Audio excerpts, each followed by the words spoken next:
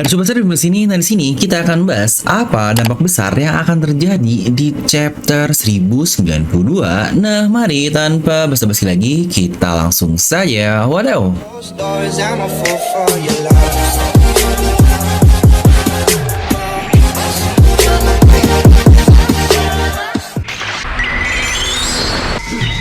Dimana penutupan dari chapter 1091 kemarin dan beberapa narasi terkait Egghead oleh narator benar-benar membuka banyak sekali hal yang bisa terjadi untuk One Piece ini di kedepannya. Karena sadar atau tidak, tensi dari One Piece dalam beberapa chapter terakhir benar-benar sangat meningkat dengan sangat drastis, alias slow pace di bagian awal Egghead tahu-tahu diputerbalikan dengan Seraphim yang menyerang balik, yang tahu-tahu lagi dilempar ke hal-hal yang luar biasa di luar Egghead, yang bahkan kita mendapatkan mini time skip selama satu malam. Jadi tentu saja Oda benar-benar sudah menyiapkan semua hal ini dengan sangat baik.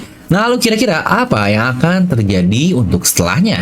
Pastikan kalian tonton video sampai habis ya, agar tidak ada informasi yang miss dan juga setengah-setengah. Serta klik juga tombol subscribe dan nyalakan bel notifikasinya ya. Nah, mari siapkan kopi, jangan lupa dibesar, pasang headsetnya, ambil posisi PWN. Wadidaw.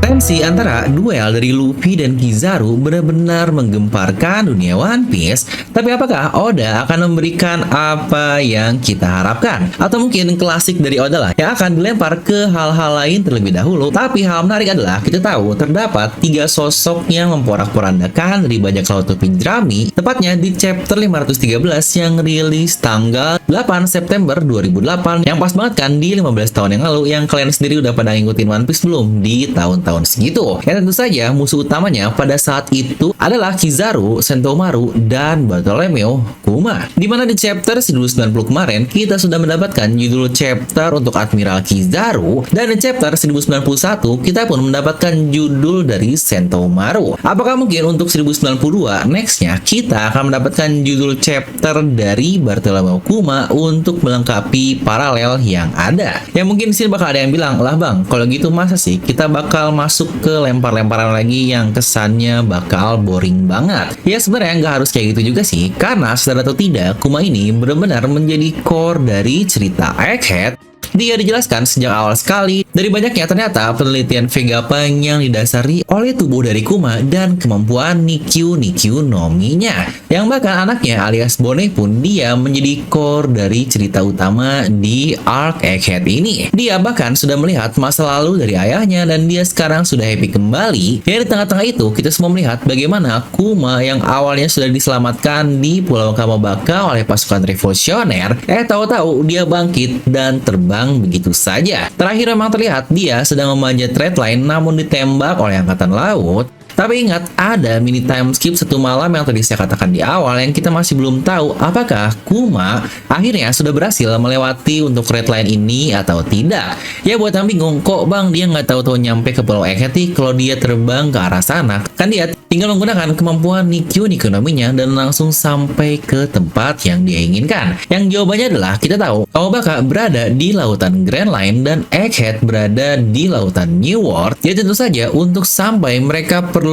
melewati red line, makanya di situ kita melihat bagaimana Kuma menabrak red line tersebut. Lalu pertanyaan selanjutnya adalah apa perannya di Pulau Egghead jika dia harus sampai ke pulau tersebut? Dimana sebenarnya bisa saja saat dia sampai ke Pulau Egghead nanti, Vegapunk akhirnya akan mengembalikan semua ingatannya kepada Kuma, atau bukankah ada anaknya juga alias Bone di pulau ini? Dan perlu diingat juga Luffy CS dalam keadaan yang sangat-sangat tidak menguntungkan sekali, dimana pertahanan terkuat dari Pacifista Mark III yang bisa melindunginya di bagian bawah dom sekarang sudah berpihak lagi ke pihak angkatan laut akibat kekalahan dari Sentomaru. Jadi pertahanan terbesar dari Luffy CS ini ya memang cuma laser dari Frontier Dome saja, dimana ketika dome ini kebuka udahlah semua Mark III kemungkinan bakal naik, yang bahkan para Vice Admiral pun dengan Rokushiki-nya bisa terbang ke atas sana, yang itu pasti akan sangat kacau sekali.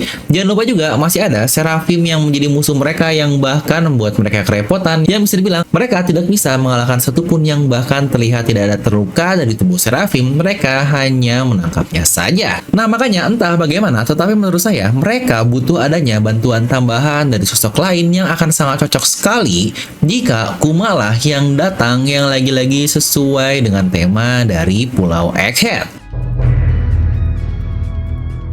Lalu kira-kira bagaimana dengan pertarungan-pertarungan lainnya yang sudah terjadi seperti Zoro versus Lucci dan Luffy versus Kizaru? Terkait Zoro versus Lucci ini seharusnya cukup clear ya kalau Lucci ini udah bukan tandingan bagi babang Zoro, tetapi hal menarik yang Oda berikan dari plot ini sebenarnya Lucci adalah lawan dari kaptennya yaitu Luffy di Pre Time Skip yang bahkan membuatnya sangat-sangat kesusahan sekali dan salah satu pertarungan yang sangat epic juga dengan munculnya dua gear di arc Enies Lobby yaitu Gear Second dan Gear Third.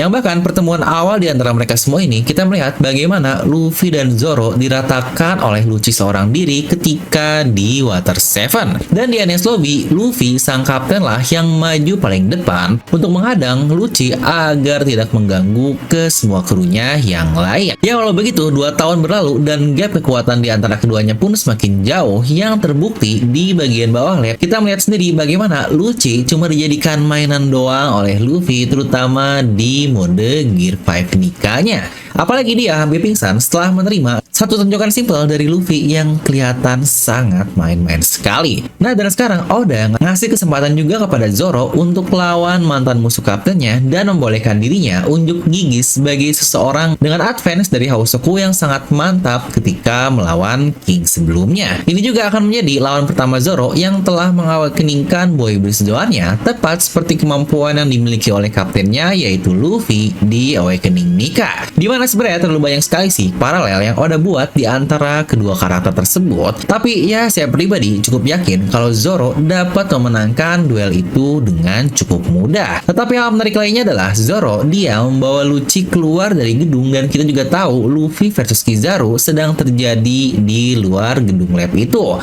Yang apakah tag team akan terjadi antara Kizaru dan Lucci versus Zoro dan Luffy. Dimana Lucci bakal jadi beban dibandingkan sama Kizaru nih. Yang aduh bahkan dia bisa-bisanya ingin menyamakan dirinya dengan Kizaru. Nah lalu kira-kira untuk Luffy versus Kizaru akan seperti apa? Ya walau tujuan utama Kizaru cukup clear ya, yaitu untuk membunuh semua Vegapunk yang tentu saja Luffy tidak akan biarkan hal itu terjadi. Jadi di satu sisi, Luffy bertarung untuk melindungi semuanya dan Kizaru untuk membunuh Vegapunk. Duel di antara keduanya pun, jika Oda memutuskan akan terjadinya all out, menurut saya akan sangat-sangat luar biasa sekali atau tidak akan semudah itu. Seperti contohnya, Luffy akan menang mudah atau Kizaru akan menang mudah karena ini pertarungan Luffy versus Admiral yang sudah diidam-idamkan sejak lama sekali oleh kita semua. Jadi sebenarnya momen ini adalah hal yang kita semua sudah tunggu sejak lama sekali, di mana Admiral dimunculkan jauh lebih awal dibandingkan dengan sebutan para Yonkou. Tapi bahkan sampai 1000 chapter lebih tidak ada follow up baru terkait mereka untuk melawan para Admiral. Ya mungkin kekuatan dari Admiral baru-baru ini saja ditunjukkan melalui mantan Admiral yaitu Kuzan, di mana dia yang melawan mentornya Garp yang terlihat sangat kuat sekali. Jadi memang ini saatnya bagi Oda untuk menunjukkan kebolehan Admiral lainnya alias Kizaru sebagai generasi lama yang masih menjabat sampai sekarang. Ingat ya, ini pertama kalinya juga Oda memberikan tampak serius dan kata-kata yang sangat strong sekali kepada Kizaru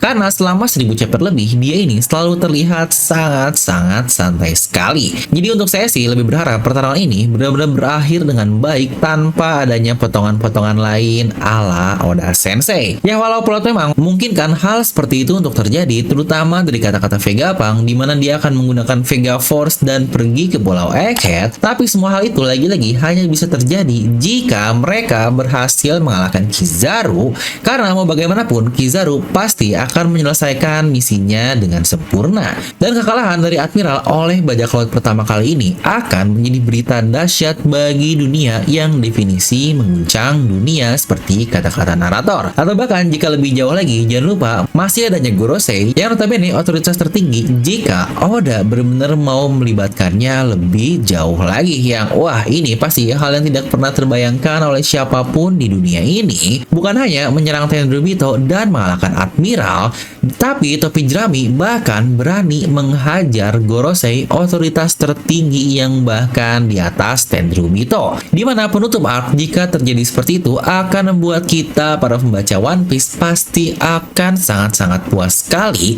Yang kalau kalian sendiri lebih suka plot seperti apa nih? Coba tuliskan di kolom komentar ya. Nah, karena kebetulan lagi mantap juga nih semua hal tentang One Piece di minggu-minggu ini. Buat kalian yang ketinggalan flash sale kemarin dari Gear 5 Nikachibi ini, tenang, masih ada diskon spesial buat kalian penonton setia Devil No Mi. Kaos yang bahkan tesnya juga emang boleh selucu ini. Yang cuma 75.000 saja, lagi-lagi promo ini terbatas hanya untuk Gomu pembeli pertama saja, maksudnya 56 orang tercepat. Gear 5 Nikachibi emang boleh kaosnya selucu ini. Nah, jadi itu untuk video ini kalian bisa tuliskan pendapat kalian di kolom komentar di bawah. Dan seperti biasa, semoga kalian terhibur dengan video ini. Like aja kalian suka, dislike aja kalau suka, jangan lupa subscribe dan juga share ke teman kalian. Gue Devil pamit, and I'll see you guys next time.